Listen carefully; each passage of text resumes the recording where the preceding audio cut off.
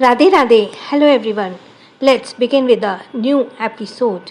सो जो अभी तक नहीं है या नहीं सब्सक्राइब किया जल्द से कर दें। Let's start it.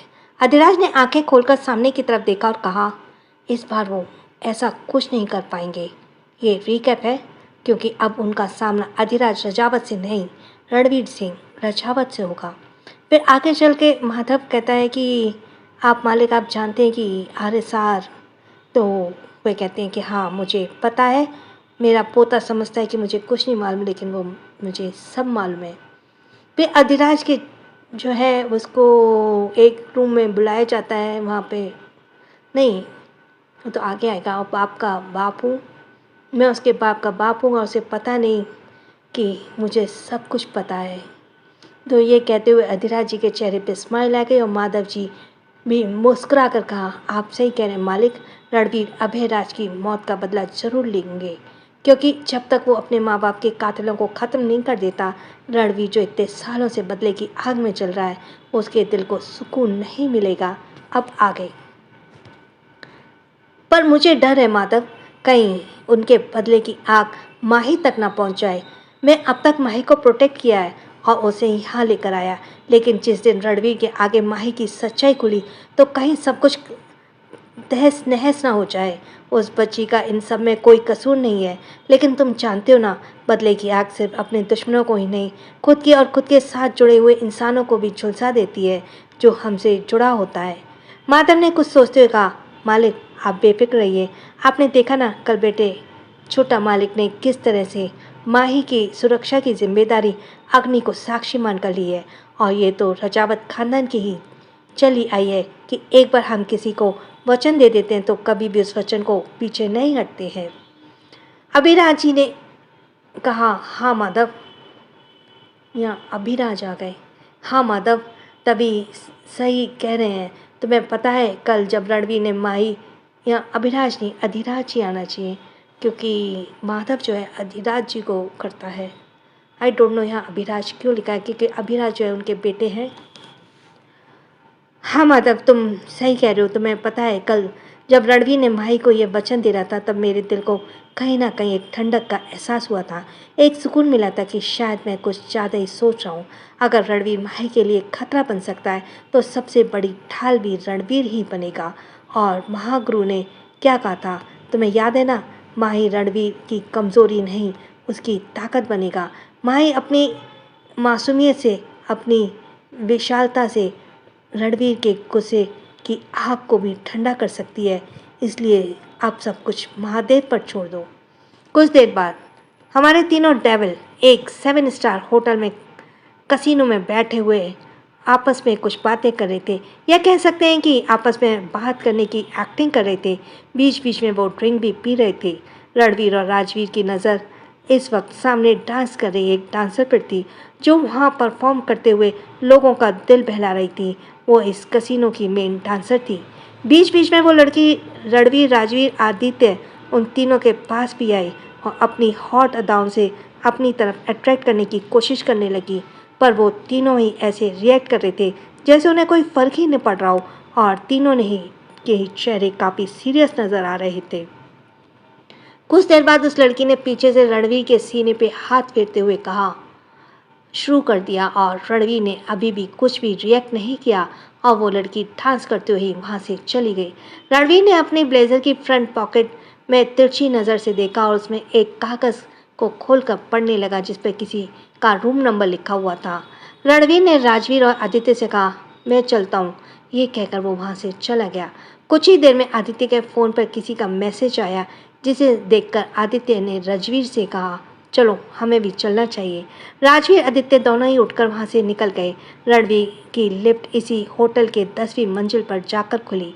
रणवीर ने अपने कदम कॉरिडोर की तरफ बढ़ा दिए। रणवीर का चेहरा काफ़ी सख्त नज़र आ रहा था। कुछ ही देर में वो एक रूम के सामने जाकर खड़ा हुआ और उसने डोर नॉक किया। कुछ ही देर बाद एक लड़की ने डोर ओपन किया और उसने रणवीर को अंदर आने का इशारा करते हुए कहा, चलिए आप ही का इंतज़ार कर रहे हैं मैम। रणवीर ने अपने कदम रुक के तरफ बढ़ा दिए और वो लड़की रूम से बाहर चली गई। जाते जाते दरवाज़ा भी बंद करके चली गई। रणवीर की नज़र इस बिल्डिंग के बड़ी सी विंडो के सामने खड़ी एक लड़की पर गई, जिसकी उम्र करीब 29-30 साल के लगभग थी। उस लड़की ने रणवीर की तरफ अपनी पीठ की हुई थी और वो बाहर सामने शहर का नज़ारा देख रही थी। रणवीर ने अपना गला साफ करते हुए कहा, बोलो, क्यों बुलाया तुमने मुझे यहाँ? रणवीर की आवाज़ सुनकर उस लड़की ने बिना रणवीर की तरफ मुड़े ही कहा, तुम्हारे ही काम की बात है रणवीर, इसलिए तुम्हें यहाँ बुलाया है। यह कहकर वो लड़की रणवीर की तरफ पलटी। ये कोई और नहीं, शामली थी। रणवीर ने शामली को कुछ पल तक बिना किसी भाव के देखा और दोबारा पूछा, मेरे काम से? और मैं जान सकता हूँ कि वो काम क्या है? शामली बिना किसी भाव के रणवीर को देख रही थी। उसने रणवीर को सोफे पर बैठने का इशारा करते हुए कहा, हम बैठकर बात कर सकते हैं रणवीर? रणवीर ने एक नज़र सोफे की तरफ देखा और वापस शामली की तरफ देखा और फिर जाकर वहीं सोफे पर एक पैर पर दूसरा पैर चढ़ाए बैठ गया। शामली भी उससे कुछ ही दूरी पर सोफे पर बैठ गई। रणवीर ने शामली से पूछा, अब बोलो, क्या बात करनी है? तो शामली ने मुस्कुराते हुए कहा, रणवीर, क्या तुम मेरे बारे में कुछ जानना नहीं चाहोगे? रणवीर ने बिना किसी भाव के कहा, मैं तुम्हारा नाम जानता हूँ शामली, मेरे लिए इतना ही काफ़ी है। बाकी मुझे तुम्हारे बारे में जानने का कोई इंटरेस्ट नहीं है। बेहतर होगा कि हम यहाँ काम की बात करें। शामली ने फीकी सी स्माइल के साथ कहा, क्योंकि जो मैं तुमसे बताने वाली हूँ उसे सुनकर तुम यही सोचोगे आखिर मैं उसके खिलाफ तुमसे हाथ क्यों मिला रही हूँ, इसलिए कह रही हूँ कि मेरे बारे में जान लो। रणवीर ने कहा, अगर ऐसा है तो तुम मुझे बता सकती हो। तो शामली ने कुछ सोचते हुए कहा, मैं हूँ शामली, धीरेन्द्र शेखावत की लाइफ की दूसरी औरत। रणवीर ने कहा, फिर तुम मेरे साथ देना क्यों चाहती हो? तो शामली ने कहा, बस ये समझ लो, दुश्मन का दुश्मन दोस्त होता है। तो रणवीर ने एक अपनी आईब्रो चढ़ाते हुए कहा, दुश्मन मतलब तुम शेखावत को अपना दुश्मन समझती हो? तो शामली ने एक जहरीले स्माइल के साथ कहा, उससे भी कहीं ज़्यादा। तो रणवीर ने कहा, फिर उसके साथ क्यों रहती हो? उसकी तो पत्नी भी उसके साथ है ना? तो शामली ने एक सरकास्टिक स्माइल के साथ कहा, कभी कभी अपने दुश्मन को बर्बाद करने के लिए उसके करीब रहना जरूरी हो जाता है। बस ऐसा ही समझो, धीरेन्द्र शेखावत जिसकी भी जिंदगी में जाता है उसे तबाह करके रख देता है, और ऐसा ही कुछ उसने मेरी फैमिली के साथ किया। मुझसे मेरा सब कुछ छीन लिया उस धीरेन्द्र शेखावत ने। उसे लगता है कि मैं एक गोल्ड डिगर हूँ जो उसके साथ उसके पैसों के लिए रह रही हूँ, तो यह उसकी सबसे बड़ी भूल है। मैं तो इसकी बर्बादी हूँ जो उसके साथ साथ चल रही है, और मौका होने पर उस पर वार भी करूँगी। लेकिन मैं अकेली हूँ। मुझे अच्छे से पता है कि उस शेखावत ने तुमसे भी तुम्हारा बहुत कुछ कीमती छीना है, और एक तुम ही हो जो मेरा साथ दे सकते हो।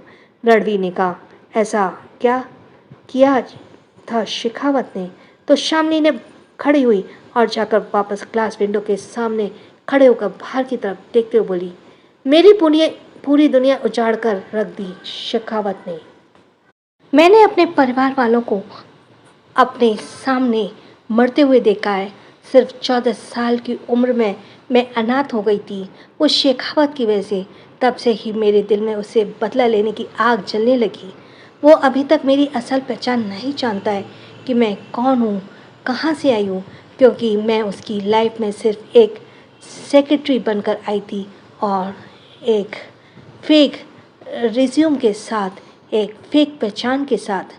रणवीर बड़े ही गौर से शामली की सारी बातें सुन रहा था। वो शामली की बातों में सच्चाई और दर्द साफ महसूस कर पा रहा था, और गुस्सा भी। शामली वापस पलटी और रणवीर की तरफ देखते हुए बोली, धीरेन्द्र शेखावत ने कितनी मासूम जिंदगियों को बर्बाद करके अपना इतना बड़ा साम्राज्य का खड़ा किया है। रणवीर, जितना तुम धीरेन्द्र शेखावत के बारे में जानते हो वो उससे भी ज़्यादा पावरफुल है और शातिर है। क्या तुम्हें पता है कि वो इस वक्त मुंबई में है? ये सुनकर रणवीर थोड़ा सा शॉक्ड हुआ। क्या वो मुंबई में है?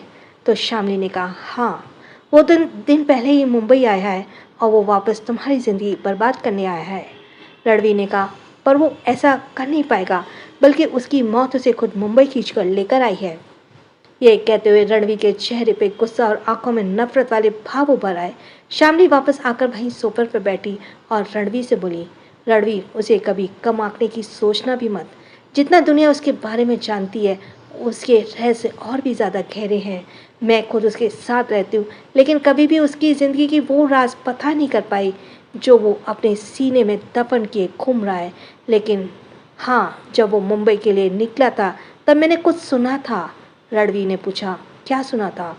तो शामली ने कहा, उस वक्त वो यही कह रहा था कि अधिराज रावजावत ने तुमसे एक बहुत बड़ा राज छुपाया है और वो इसका इस्तेमाल तुम्हारी लाइफ बर्बाद करने के लिए करेगा और इससे तुम्हारा परिवार पूरी तरह से बिखर जाएगा। ये सुनकर रणवीर सोच में पड़ गया कि आखिर दादाजी ने उसे क्या छुपाया है। शामली ने कहा, वो सब मैं नहीं जानती रणवीर, लेकिन प्लीज़ प्लीज़ बी केयरफुल, वो आदमी बहुत बड़ा कमीना है। कुछ देर चुप रहने के बाद शामली ने कहा, उसे नहीं पता है कि मैं यहाँ मुंबई आई हूँ, इसलिए मुझे तुम्हारा एक फेवर चाहिए, क्योंकि मैं बहुत बड़ा रिस्क लेकर तुमसे मिलने आई हूँ मुंबई। रणवीर ने कहा, क्या फेवर चाहिए बोलो? शामली ने कहा, क्या तुम मेरे यहाँ से एयरपोर्ट तक ले जा सकते हो? दरअसल मेरे सोर्सेस से पता चला है कि धीरेन्द्र के आदमी इसी होटल में मौजूद हैं। रणवीर ने कहा, डोंट वरी, मैं तुम्हें एयरपोर्ट तक पहुँचाऊँगा। शामली ने मुस्कुराते हुए कहा, थैंक्स रणवीर। अच्छा रणवीर, तुम मेरा साथ दोगे ना? रणवीर ने कहा, हाँ मैं तुम्हारा साथ जरूर दूंगा, लेकिन तुम भी उसके साथ रह रही हो तो बी केयरफुल। शामली ने कहा, कई सालों से रह रही हूँ उसके साथ, अब तो उसकी रग रग से वाकिफ हो गई। तुम चिंता मत करो, बाकी जैसे ही मुझे कुछ भी जानकारी मिलेगी मैं तुरंत तुम्हें इन्फॉर्म कर दूंगी।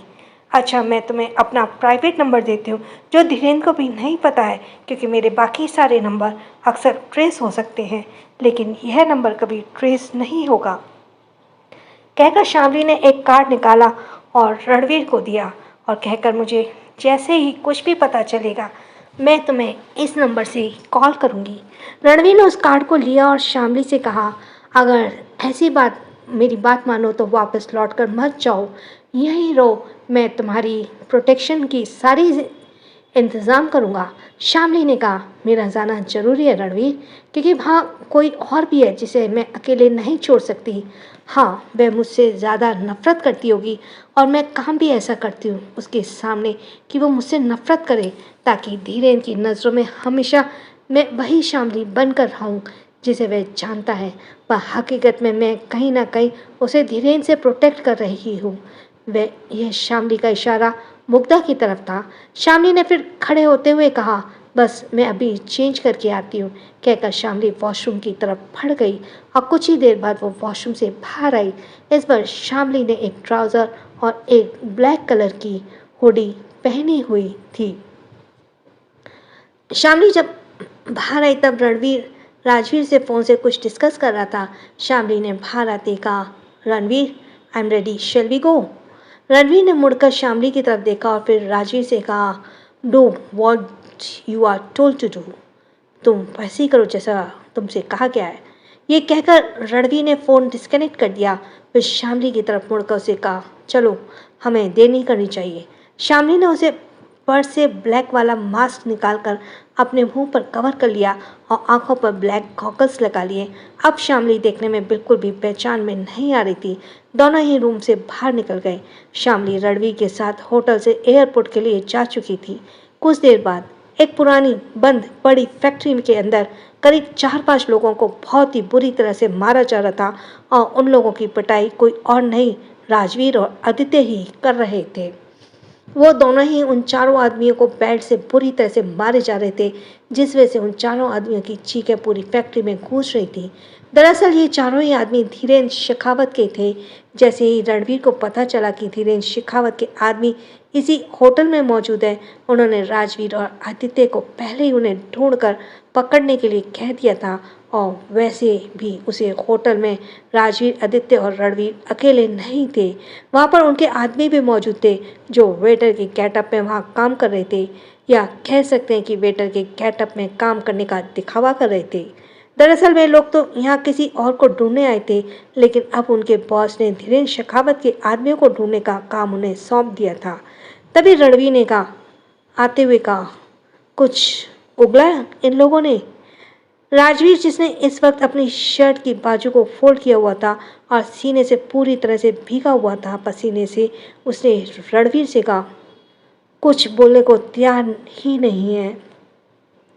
रणवीर ने वहां खड़े अपने एक आदमी से कहा, इन चारों को लेकर आओ, अपनी कैद में रखो, और हाँ, इन्हें एक स्पेशल ट्रीटमेंट देना है, और तब तक देना जब तक ये वो सब न उगल दें जो हम इनसे जानना चाहते हैं, लेकिन याद रहे ये लोग मरने नहीं चाहिए। ये कहकर रणवीर ने अपनी खतरनाक नज़रों से उन चारों को घूरा। वहीं रणवीर के आदमी उन सबको घसीटकर अपने साथ ले गए, जिनकी हालत इस वक्त काफ़ी ज़्यादा बुरी थी, क्योंकि बेल्ट से ट्रीटमेंट मिलने की वजह से उन चारों की चमड़ी लगभग उधड़ चुकी थी और जगह जगह से ब्लड आ रहा था। आदित्य ने बेल्ट के साइड में रखते हुए कहा, तुम्हारी बात हुई उससे? रणवीर ने पहले आदित्य की तरफ देखा और फिर राजवीर की तरफ और कहा, चलो तुम लोगों से भी कुछ बात करनी है। राजवीर ने कहा, हाँ, वैसे भी ये जगह ठीक नहीं है, कहीं और चलकर बात करते हैं। कुछ देर बाद रणवीर गाड़ी से टेक लगाए हुए खड़े होकर स्मोक करते हुए बोला, धीरेन्द्र शेखावत मुंबई वापस लौट आया है। क्या? इस बारे में तुम लोगों को पता नहीं चला था? राजवीर ने थोड़ा चौंकते हुए कहा, वो मुंबई आ गया है, पर क्यों? रणवीर ने कहा, किसी खास मकसद से। हमारे आदमी क्या कर रहे हैं, उन्हें इस बात की खबर क्यों नहीं लगी? आदित्य ने कहा, सारे के सारे नालायक हो चुके हैं, फ्री का खाने के लिए बैठे हैं। राजवीर ने कहा, खुद को शांत करना आदित्य, वो धीरेन्द्र भी कोई छोटी मोटी हस्ती नहीं है, बहुत पहुंचा हुआ आदमी है वो, इसलिए उसकी खबर लगाना इतना भी आसान नहीं है। वो तो आदित्य ने कहा, तो उन्हें ट्रेन किस लिए किया गया जाता है? इसलिए ना कि दुश्मन कितना भी ज़्यादा शातिर हो, हमें उनसे हमेशा 2 कदम आगे रहना है और उनकी पल पल की खबर हमारे पास होनी चाहिए। रणवीर ने कहा, तुम सही कह रहे हो, फिलहाल तो मुझे उसके बारे में कुछ पता चला है। आदित्य ने पूछा, क्या? तो रणवीर कुछ देर तो चुप रहा और फिर उसने धीरे धीरे कर राजवीर और आदित्य को वो सब बता दिया जो श्यामली ने उसे बताया था। यह सुनकर राजवीर ने चौंकते हुए कहा, वॉट? अगर ऐसा है तो हो सकता है कि वो कोई बहुत बड़ा प्लान बनाकर आया हो, और आखिर वो ऐसा क्या चाहता है जिसका इस्तेमाल वो हम रजावत फैमिली के खिलाफ कर सकता है। रणवीर ने कहा, वो सब तो मुझे भी नहीं पता है और वही मुझे जानना है। फिलहाल तो मुझे पता चला है कि रहेजा भी धीरेन्द्र के कांटेक्ट में है। यह सुनकर राजवीर ने कहा, जानता हूँ वो रहेजा क्या सोचता है, अगर वो धीरे से हाथ में ले लेगा तो मुझसे बच जाएगा। आदित्य ने कहा, राजवीर, तुम रहेजा को भी कम मत समझो। माना कि उसकी बेटी तुम्हारे साथ है, लेकिन तुमने एक बात नोटिस की कि आलिया इतने अमीर आदमी की बेटी होने के बावजूद क्यों गुलामी की ज़िंदगी जी रही थी और क्यों एक आम लड़की बनकर मुंबई में रह रही थी। ये सुनकर राजवीर ने कुछ सोचते हुए कहा, इस बात का तो शक मुझे भी था, कुछ तो ऐसा है जो आलिया मुझसे छुपा रही है। तो रणवीर ने पूछा, क्या तुम्हें आलिया पर शक है? राजवीर ने कहा, नहीं, मुझे उस पर शक नहीं है, वो बहुत ही ज़्यादा मासूम है, पर मुझे लगता है कि उसके साथ कुछ तो बहुत बुरा हुआ है, पर शायद वे किसी को बताना नहीं चाहती। रणवीर ने कहा, तो तुम उसके हस्बैंड हो, तुम्हें पता होना चाहिए उस अपनी बीवी के बारे में सब कुछ। राजवीर ने कहा, मैंने उससे कई बार पूछा पर वो मुझे नहीं बताना चाहती, तो मैं क्या करूं यार? तो आदित्य ने राजवीर के कंधे पे हाथ रखते हुए कहा, क्योंकि वो तुम पर अभी भरोसा नहीं करती है राजवीर, और जिस तरह से तुमने उसके साथ शादी की, उसके बाद तो वो चाह कर भी तुम पर भरोसा नहीं कर सकती, तो कैसे वो तुम्हें अपनी तकलीफ़ बताएगी? राजवीर ने कहा, मेरे पास और कोई रास्ता नहीं था, वो अपनी मर्ज़ी से शादी के लिए मान ही नहीं रही थी, तो बस इसलिए मुझे वो सब करना पड़ा। तो रणवीर ने कहा, अब जो हो गया सो हो गया, अब बेहतर होगा कि तुम प्यार से उसका दिल जीतने की कोशिश करो ताकि वो तुम पर भरोसा कर सके। अब तुमने उस अपनी बीवी बनाया तो उसकी जिम्मेदारी भी तुम्हारी है। तभी आदित्य ने कुछ सोचते हुए कहा, एक बात बताओ राजवीर, जहाँ तक मुझे याद है तुम आलिया को 6 महीने बाद डिवोर्स देने वाले थे, लेकिन खुद ही तुमने अब इस बात को पूरी फैमिली के सामने एक्सेप्ट कर लिया। मुझे लगा था कि रणवीर ने पूरी फैमिली को तुम्हारी और आलिया की शादी के बारे में बताया तो तुम रणवीर को माँ काफ़ी गुस्सा करोगी, पर तुमने तो ऐसा कुछ नहीं किया, कहीं तुम्हारा इरादा बदल तो नहीं गया है क्या तू? आदित्य ने राजवीर को डाउटफुल नज़रों से देखा तो राजवीर ने अपनी नज़र फेरते हुए कहा, हाँ मेरा प्लान अब चेंज हो गया है, मैं उसे डाइवोर्स नहीं देने वाला। यह सुनकर राजवीर के फेस पर स्माइल आ गई। वहीं आदित्य ने हैरानी से कहा, तू सच में आलिया से शादी में सारी ज़िंदगी रहना चाहता है? तो राजवीर ने कहा, तो इसमें इतना हैरान होने वाली क्या बात है, हर कोई कभी ना कभी तो शादी करता है ना, तो बस मैंने भी कर ली। आदित्य ने कहा, हर कोई करता है, पर राजवीर जैसा प्ले बॉय किसी एक लड़की के साथ पूरी ज़िंदगी बिताने को तैयार है? I don't believe it. देखो, अगर तेरे दिमाग में कुछ उल्टा सीधा चल रहा है ना, तो प्लीज़ उस आलिया के साथ कोई गेम मत खेलना। राजवीर ने कहा, तू पागल हो गया है क्या आदित्य? मैं इतना भी बड़ा कमीना नहीं हूँ। मैं आलिया जैसी मासूम लड़की के साथ या उसके जज्बातों के साथ खेलूँगा। मुझे लगा कि मुझे आलिया के साथ रहना है, बस इसीलिए। हालांकि ये सब कहते हुए राजवीर अपनी नज़र चुरा रहा था, जो रणवीर की नज़रों से छिपा ना रह सका।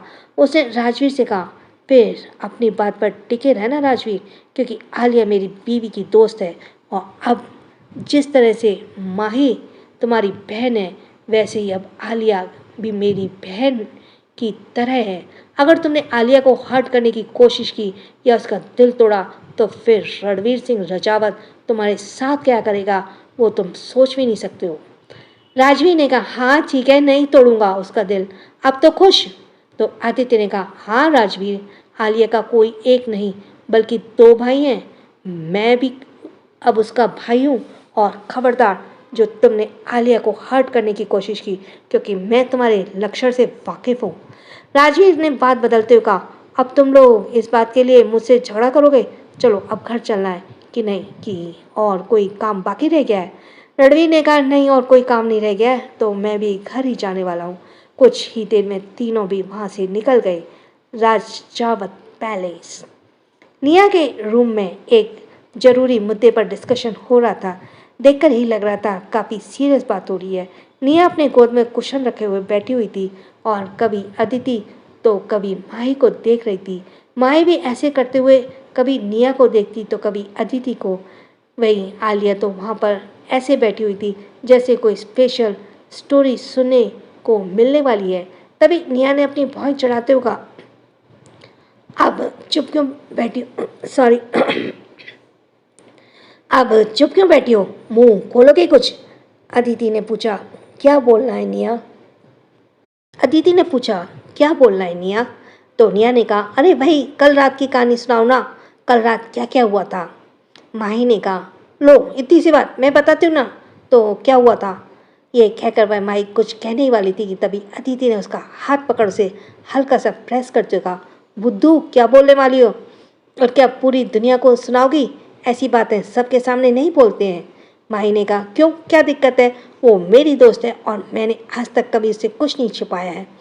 निया ने भी माही की हाँ में हाँ मिलाते हुए कहा, हाँ सच है, माही और मैं एक दूसरे से कुछ नहीं छुपाते हैं। फिर आलिया ने सिर पर टैप करते हुए कहा, पर ये आलू है ना, ये हमसे कुछ ना कुछ छुपाती रहती है, मिस्टीरियस पर्सन। आलिया ने अपना सर रब करते हुए कहा, मैं तुमसे कब कुछ छुपाती हूँ, मेरी लाइफ में अभी कुछ ऐसा होता ही नहीं है जो तुम्हें बताऊँ। तो निया ने कहा, क्या तेरी शादी हुई, और शादी के बाद क्या क्या हुआ तूने हमें बताया? अभी तू चिंता मत कर, अभी तेरा नंबर भी आने वाला है। आलिया ने कहा, निया बताने लायक ऐसा कुछ भी नहीं है। तो नहीं ना, है ही नहीं तो क्या बताऊँ? फिर निया ने माही से कहा, माही चल शुरू हो जा और सुना अपने सुहागरात की चटपटी कहानी। माही ने आदित्य की तरफ देखकर कहा, बता दूँ क्या?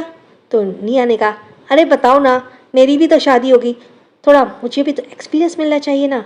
अदिति ने कहा, जब तुम्हारी शादी होगी ना, तो तुम्हें एक्सपीरियंस खुद ही मिल जाएगा, समझी? निया ने मुंह बनाते हुए कहा, क्या मेरे दोस्त दोनों भाभियाँ अपनी छोटी सी नंद की बात भी नहीं मान सकती हैं क्या? निया ने बड़ी ही एटीट्यूड और क्यूट तरीके से अपनी पलकें झपकाने लगी। तो अदिति ने हंसते हुए कहा, बस तुम्हारे भाई से परेशान किया, और भी कुछ जानना है तुम्हें? बहुत परेशान किया तुम्हारे भाई ने। तो निया ने एक्साइटमेंट के साथ कहा, सही सही बताओ, कैसे परेशान किया, मुझे जानना है ना। तो माही ने कहा, कुछ भी नहीं, जब देखो तुम्हारे भाई बाइट करते रहते हैं। ये देखो मुझे कितना बाइट किया, और परेशान तो इतना करते हैं कि पूछो मत। ये कहकर माही अपने गले पर बने लाल निशान को दिखाने लगी। निया ने मुंह खोलते हुए कहा, रणवीर भाई इतने रोमांटिक भी हो सकते हैं? मैंने कभी नहीं सोचा था। मुझे तो लगा था वो तुम्हें ऐसे ट्रीट करेंगे। माही चुपचाप सीधा सा माही चुपचाप सीधा सो जाओ, ब्लैंकेट डालकर सोना, और मुझे बिल्कुल भी डिस्टर्ब मत करना, वरना मैं तुम्हें उठाकर मेंशन से बाहर फेंक दूंगा, निया ने रणवीर की एक्टिंग करते हुए कहा। निया की बात सुनकर अदिति और आलिया को बहुत ही जोर की हंसी आई। वही माई ने बेचारी वाली शक्ल बनाते हुए कहा, मुझे भी ऐसे ही लगा था कि तुम्हारा भाई ऐसे ही होगा, परंतु वो बिल्कुल ऐसा नहीं है। पक्के वाले वेम्पायर हैं। मैंने तुम्हें बताया था ना, पर तुमने मेरी बात पर भरोसा नहीं किया। निया ने कहा, अरे पागल, ये लव बाइट के निशान है, इतना भी नहीं पता क्या? फिर निया ने आलिया से कहा, आलू अब चालू तू शुरू हो जा, बताना तेरी फर्स्ट नाइट कैसी हुई। तो आलिया ने मुंह बनाते हुए कहा, मेरी कोई फर्स्ट नाइट नहीं हुई थी, बल्कि मैं तो सोफे पर सोई थी, और फर्स्ट नाइट कहाँ से होगी? यह सुनकर अदिति, माही और निया तीनों का मुंह खुला कि खुला रह गया। अदिति ने कहा, पर तुम्हारी शादी तो हमसे पहले हुई थी ना, तो तुम सोफे पर क्यों सोती हो? आलिया ने कहा, तुम्हें नहीं पता, उन्होंने मुझसे ज़बरदस्ती शादी की थी, और मैं शादी को एक्सेप्ट करने वाली नहीं हूँ। माही ने कहा, देखो झूठ मत बोलो, वो मुझे दिखता है कि तुम ये एक्सेप्ट करना चाहती ही है कि नहीं। सीधा मुद्दे पर आओ, तुम सोफे पर क्यों सोती हो? तो आलिया ने अपनी नज़र दूसरी तरफ फेर तो कहा, वो मुझे ना उनके पास आने से ना घबराहट होती है, इसीलिए। तो निया ने कहा, तो पागल, घबराहट शुरू में होती है, लेकिन तुझे अपने पति के पास ही सोना चाहिए, ऐसे अलग अलग दूर नहीं। माई ने कहा, नहीं आलू, सच में घबराहट होती है, और बहुत घबराहट होती है, तुझे बिल्कुल सोफे पर सोना चाहिए। अदिति ने हैरानी से माही को देखा और पूछा, क्या तुम भी सोफे पर सोती हो? तो माही ने बदतमीजी दिखाते हुए कहा, नहीं, वो क्या है ना, मुझे ये मौका ही नहीं देते हैं। मैंने सोचा था मैं सोफे पर सोऊंगी तो क्या फ़ायदा, उठाकर मुझे वापस बेड पर पटक देंगे, इसलिए मैंने फ़िलहाल इस प्लान को ड्रॉप कर दिया। अदिति ने अपना सर नाम में हिलाते हुए कहा, तुम्हारा कुछ नहीं हो सकता माही। फिर निया ने आलिया को समझाते हुए कहा, आलिया तुझे पता है, अगर तू अपने पति से ज़्यादा दूर रहेगी ना, तो इस दूरी का फ़ायदा कोई तीसरा उठा लेगा। आलिया ने कन्फ्यूज से पूछा, कोई तीसरा? तो निया ने उसे समझाते हुए कहा, अगर बीवी अपने पति से दूर रहे ना, तो कोई दूसरी लड़की आकर उसके पति को चुरा ले जाती है। अब तुम खुद सोच लो, तुम तो यहाँ सोफे पर सो रही हो, और तुम्हारे पति को भी कोई दूसरी ले उड़ेगी। यह सुनकर आलिया कुछ देर सोच में पड़ गई। उसने कहा, क्या सच में ऐसा होगा? तो निया ने भी कहा, हाँ, इसलिए बीवी का फर्ज बनता है कि वह अपने पति के दिल में जगह बनाए और कभी खाली ना होने दे उसको, वरना क्या पता कौन सी वाली आकर उस पर अपना कब्जा जमा ले। आलिया ने कहा, पर मैं क्या करूं, जब भी मेरे पास आते तो मैं जोर जोर से रोने लगती हूँ, और फिर वह मेरा रोना देखकर मुझसे दूर हो जाती है। माही ने जब यह सुना तो उसके दिमाग की घंटी एकदम से बजी और उसकी आंखों में चमक आ गई, जैसे उसे कोई मस्त वाला आइडिया मिल गया है। उसने पूछा, क्या वाकई में अगर तू जोर जोर से रोती है तो राजवीर भाई तुझसे दूर हो जाते हैं? तो आलिया ने कहा, हाँ, यह तो मैंने देखा है कि ये मेरा रोना नहीं देख सकते। तब माही ने आलिया को कसकर गले लगाते हुए कहा, जीती रहे मेरी आलू, तू दिन दुगनी रात चौगनी फले फूले, क्या मस्त आइडिया तूने। कहकर माई जल्दी से बेड से उतरी और रूम से बाहर भाग गई।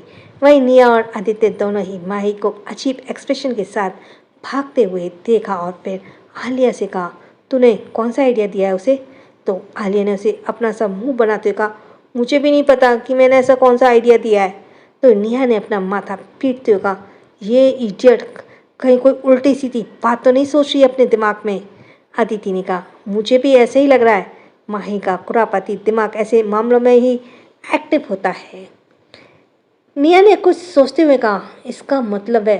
कहकर निया ने अपनी आंखें बड़ी की और कभी अदिति को देखती तो कभी आलिया को। जब आलिया और अदिति को भी समझ आ गया कि माही की खुरापाती दिमाग कहाँ एक्टिव हो रहा है, तीनों ने एक साथ कहा, नो। तभी निया ने कहा, आलिया तू अपना मुंह बंद रखना, अगर भाई को पता चला ना कि ये आइडिया उन्हें तुमने या हमसे मिला है तो पक्का हम तीनों को ही पनिशमेंट मिलेगी। तू भूल जा कि हमने माही से कोई बात भी की है। आलिया ने कहा, अरे हाँ बिल्कुल मैं भूल गई। अरे मैं तो कोई बात ही नहीं की है।